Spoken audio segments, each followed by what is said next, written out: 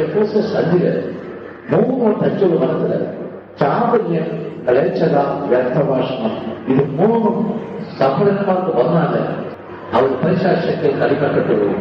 ചാവല്യം, ഇളയച്ചത, വ്യർത്ഥഭാഷണം. ഇതുകൊണ്ടാണ് ഈ നാക്കുവിനെ നിയന്ത്രിക്കണമെന്ന് യാക്കോബ് 3:2 പറയുന്നത്. ഫലത്തിൽ നിന്ന് വൃക്ഷത്തെ അറിയാവുന്ന മത്തായി 12 33-37 പറഞ്ഞത് അതുണ്ടാകാതിരിക്കാനാണ് നേരത്തെ മുൻകൂട്ടി ഓരോരുത്തർക്ക് വാനത്തോന്ന് നിങ്ങളെ രക്ഷിക്കാനാണ് എല്ലാം ചെയ്യുന്നത്, അല്ലാതെ നശിപ്പിക്കാനല്ല. അതുകൊണ്ട് നാട്ടിലില്ലാത്തവരെല്ലാം പോയി നാശപ്പെട്ടു പോകും. അനേകം ഉപഷ്ടാക്കൾ വരും, അവരെല്ലാം നമ്മളെ നശിപ്പിക്കാൻ ശ്രമിക്കുകയുള്ളൂ.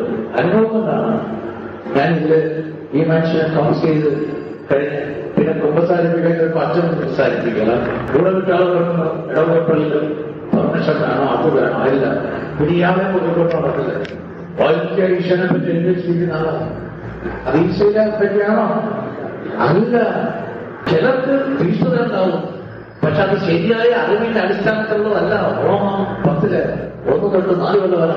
സഹോദരരെ, എന്റെ ഹൃദയപൂർണമായ ആഗ്രഹവും ഇസ്രായേലിന്റെ ദൈവത്തോടുള്ള എന്റെ പ്രാർത്ഥനയും അവർ രക്ഷിക്കപ്പെടണം എന്നതാണ്.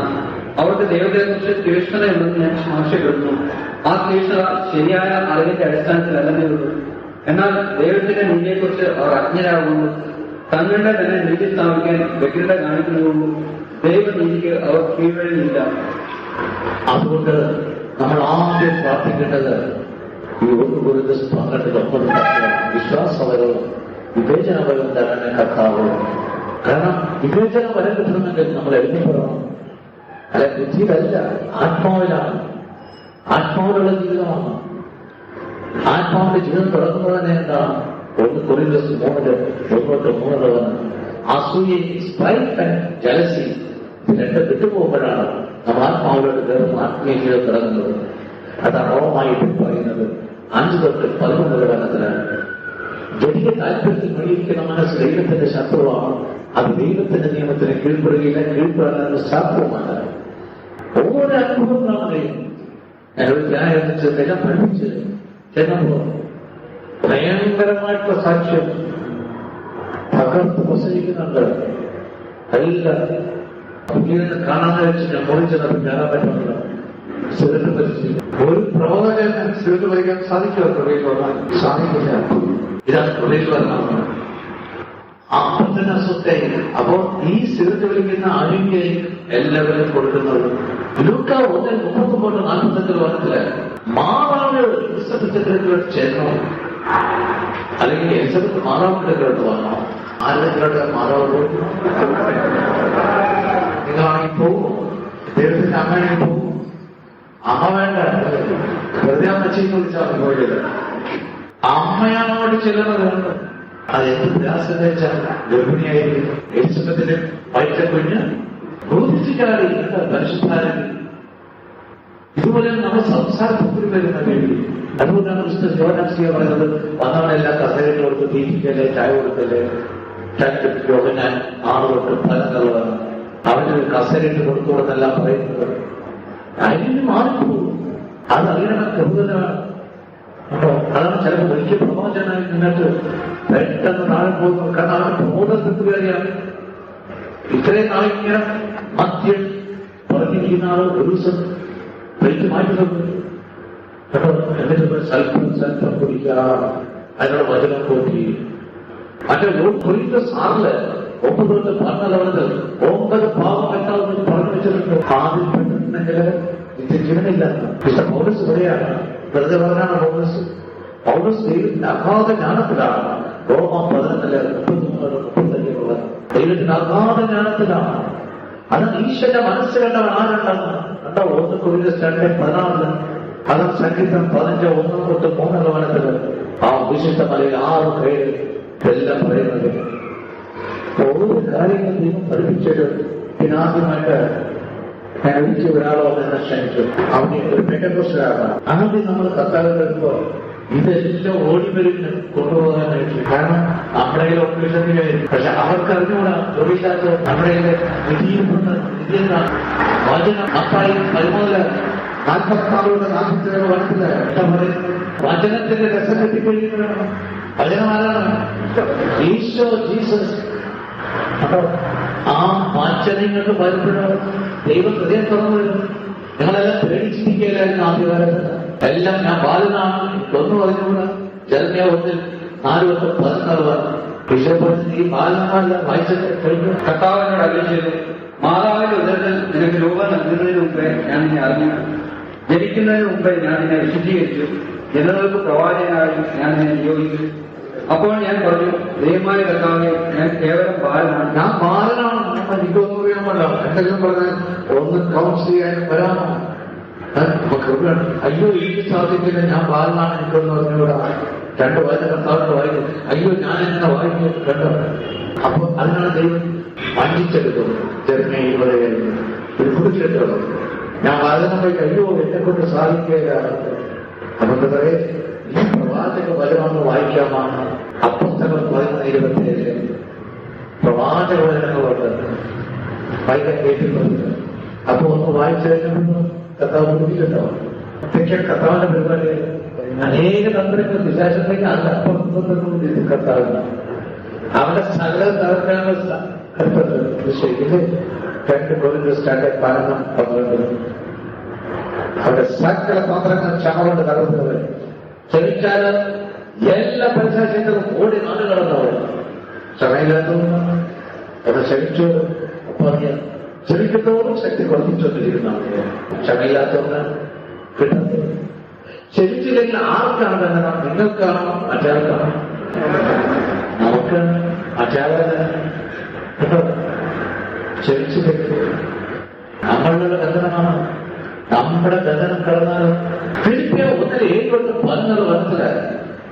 ഞാൻ നിങ്ങളെ സമ്മതിക്കുകയാണ് എന്ന് വായിച്ചിട്ട്.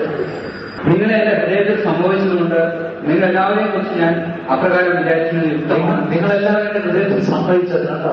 എന്തിനു വേണ്ടിയാണ്? കാരണം നിങ്ങളെല്ലാവരും കൃപയെ എന്റെ പങ്കുകാരാണ്. നിങ്ങളെല്ലാവരും കൃപയിൽ എന്റെ പങ്കുകാരനാക്കാനാണ് പിടിക്കുന്നത്. അതുപോലെ തന്നെ എന്റെ ബന്ധനത്തിൽ എന്റെ ബന്ധനത്താണ് കേൾക്ക്. സുവിശേഷ സംരക്ഷണത്തിലും സുവിശേഷ സംരക്ഷണമാണ്. അതുകൊണ്ട് വേറെ പലരുമായിട്ട് വിട്ടുപോകും. നിവൃത്തിയില്ല, സാധ്യമല്ല ഇത് സംരക്ഷിക്കാനായിട്ട്. ഫിലിപ്പിയ 1:14 ഗലാത്യ 2:4-6 വനത്തില് ചിലപ്പോൾ നമ്മുടെ ഇടയിൽ കയറുന്നു. ഇതെല്ലാം അതൊക്കെ കണ്ടുപിടിക്കണം. അപ്പൊ ഞാൻ എന്തുകൊണ്ടാണ് പറഞ്ഞതെന്നറിയാമോ? അതിനുശേഷം ഒരു ഉള്ളവരുണ്ട് അയാൾ വലിയ പ്രവാചകനായിട്ട് നടക്കാൻ കണ്ടെത്തണം. ഈ ഒരാഴ്ച ഞാൻ നോക്കുമ്പോ ഒരാൾ അട്ടപ്പാടി മന്ത്രവാദം വേണ്ടി 1 തിമോത്തി 5:24-25 ചിലരുടെ ന്യായവിധി ചിലരുടെ പാപങ്ങൾ നേരെ ന്യായവിധിയിലേക്ക് നയിക്കും വിധം പ്രകടമാണ്. മറ്റു ചിലരുടെ പാപങ്ങളാകട്ടെ കുറെ കഴിഞ്ഞേ വെളിപ്പെടുകയുള്ളൂ. അതുപോലെ തന്നെ സൽപ്രവൃത്തികൾ പ്രകടമാണ്. അഥവാ സ്പഷ്ടമല്ലെങ്കിൽ തന്നെയും അവയെ മറച്ചു വയ്ക്കുക സാധ്യമല്ല. കണ്ടോ, മറച്ചു വയ്ക്കുക സാധ്യമല്ല. അതുകൊണ്ട് എല്ലാം പൂർത്തിയാകുമെന്ന് പറഞ്ഞാൽ 12:1-3 അപ്പൊ ഈ അട്ടപ്പാടികളുടെ മന്ത്രവാദത്തിൽ പറഞ്ഞാൽ അല്ലെങ്കിൽ ഏത് ഇത് കിടക്കുന്നു. അങ്ങനെ ഡിസൈൻമെന്റ് ചെയ്യുന്നതെല്ലാം ഒരാളുകൊണ്ട് വന്നാലും വിശ്വസിക്കുക. എല്ലാം ഡിസൈൻമെന്റ് ചെയ്യണം. അത് ഡിസൈൻമെന്റ് കൂടിയാണ്. ഒരാൾ വന്നിട്ട് ആദ്യം തന്നെ പറയുകയാണ് ഒരു വചന പ്രൊഫഷൻ വരികയാണ്, ഡിസൈൻമെന്റ് പഠിപ്പിച്ചു തരികയാണ്. ഇതാണ് ധ്യാനം. നിങ്ങളെല്ലാം അറിഞ്ഞിരിക്കണം. അത് ധ്യാനം കൂടിയിട്ടും സ്വത്രം പറയാൻ മാത്രമല്ല, സാഗരത ദൈവത്തെ മാറ്റപ്പെടുത്തുമ്പോ തന്നെ കാര്യങ്ങൾ ഉയർത്തി തന്നെ പോകും. നമ്മൾ ഡിസൈൻമെന്റ് കിട്ടാനായിട്ട് ഒരാൾ വന്നു കഴിഞ്ഞാൽ നിങ്ങൾ അധികം അറിയണം എന്താണ് എങ്ങനെയാണ്. ഒരാൾ വന്നിട്ട് പറയണം മലാക്കി 3:6-13 പറയാം എന്താണ്. കർത്താവായി എനിക്ക് മാറ്റമില്ല. അതുകൊണ്ട് യാക്കോബിന്റെ സന്തതികളെ നിങ്ങൾ പൂർണ്ണമായി സംഹരിക്കപ്പെട്ടില്ല. നിങ്ങളുടെ പിതാക്കന്മാരുടെ കാലം മുതൽ എന്റെ കൽപ്പനയിൽ നിന്ന് നിങ്ങൾ വ്യതിചലിച്ചു, അവ അനുഷ്ഠിച്ചില്ല. വചനമല്ലേ കേട്ടോ. അത് കേൾക്കുമ്പോൾ അത് വചനമാണെന്നല്ലേ. നിങ്ങൾ എന്റെ അടുത്തേക്ക് മടങ്ങി വരികയും അപ്പോൾ ഞാൻ നിങ്ങളുടെ അടുത്തേക്ക് വരാം. സൈന്യങ്ങളുടെ കർത്താവ് ചെയ്യുന്നു. എന്നാൽ നിങ്ങൾ ചോദിക്കുന്നു എങ്ങനെയാണ് നിങ്ങൾ മടങ്ങി വരേണ്ടത്? മനുഷ്യർ ദൈവത്തെ കൊള്ളയടിക്കുന്നു, എന്നാൽ നിങ്ങൾ എന്നെ കൊള്ളയുന്നു. എങ്ങനെയാണ് ഞങ്ങൾ അങ്ങേ കൊള്ളയുന്നതെന്ന് നിങ്ങൾ ചോദിക്കുന്നു. ദശാംശങ്ങളിലും കാഴ്ചകളിലും തന്നെ നിങ്ങൾ ജനം മുഴുവൻ എന്റെ കൊല ചെയ്യുന്നതുകൊണ്ട് നിങ്ങൾ അഭിഷക്തരാണ്. ദശാംശം മുഴുവൻ കലവറയിലേക്ക് കൊണ്ടുവരുവിൻ. ദശാംശം മുഴുവൻ കലവറക്ക് കൊടുക്കുക. ആദ്യം വചനം പറയുമ്പോ അങ്ങനെ ഒരാളോട് വചനം പറഞ്ഞാല് അപ്പം ഡിസേൺമെന്റ് ചെയ്യണം കേട്ടോ. അയാൾ വന്നിരിക്കുന്ന ഉദ്ദേശം എന്താണ്? ഇങ്ങനെയാണ് ആത്മാവിന് ഡിസേൺമെന്റ് കിട്ടുന്നത്.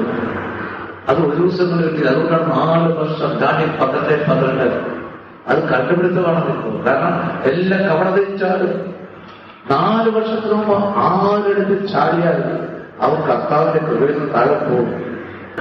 അതാണ് ഈ ലൂക്ക 14:9 ഒരു അത്യവൃക്ഷം വെച്ച് 3 വർഷം വളർന്നിട്ട് എന്നിട്ട് പലപ്പോഴും 1 വർഷം കൂടി വീണ്ടും കൊടുക്കുകയാണ്. ആ 4 വർഷം കഴിയുമ്പോൾ പലരിലും വെട്ടിക്കളയും ചെയ്യുന്നത്. 4 വർഷത്തിന് മുമ്പ് ബലം പുറപ്പെടുവിക്കുമോ? പുറപ്പെടുവിക്കും. അതാണ് മർക്കോസ് 4 ആ 29-34 വചനത്തിൽ പറയുന്നത്. അവൻ അവരോട് പറഞ്ഞു, വിളക്ക് കൊണ്ടുവരുന്നത് പറയുടെ കീഴിലോ കട്ടിലിന്റെ അടിയിലോ വെക്കാനാണോ? പീഠത്തിന്മേൽ വെക്കാനല്ലേ? വെളിപ്പെടുത്താതെ മറിഞ്ഞിരിക്കുന്ന ഒന്നുമില്ല.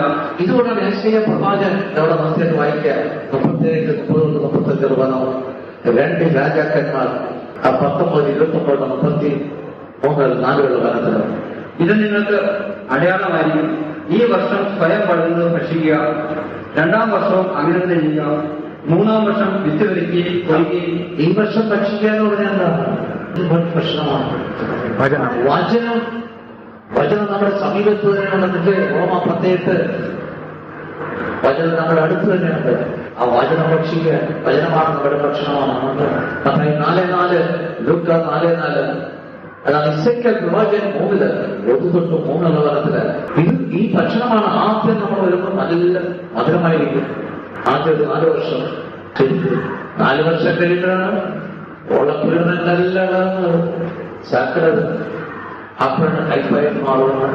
വെളിപ്പാട് 10 കേട്ടുകൊണ്ട് പല നൽകാനത്തില് വായു വരുമ്പോൾ മധുരം, വയറ്റിൽ ചെല്ലുമ്പോൾ കൈപ്പ്. അതിനെ 2 തിമോത്തി 3:12 യേശുക്രിസ്തുമായി ഐക്യപ്പെട്ട് ഒരു പുതിയ ജീവിതം നയിക്കാൻ ആഗ്രഹിക്കപ്പെടുന്നവരെല്ലാം പെരുപ്പിക്കപ്പെടും. അതേസമയം ദുഷ്ടനും വഞ്ചനെല്ലാം അടിക്കടി അനുഭവിച്ചുകൊണ്ടിരിക്കുന്നു. കുറച്ച് കഴിയുമ്പോൾ അവർ പറയും, ഞങ്ങളാണ് തളർന്നു പോയത്. അവരെല്ലാം രക്ഷ പ്രാപിച്ചു, സമാധാനത്തിലായി, സ്നേഹവിദ്യവർക്ക് കുടുംബമെല്ലാം രക്ഷ പ്രാപിച്ചു, അവരുടെ സാമ്പത്തിക രക്ഷ പ്രാപിച്ചു. കേട്ടോ, ജ്ഞാനം 5-11 വനമാണ്.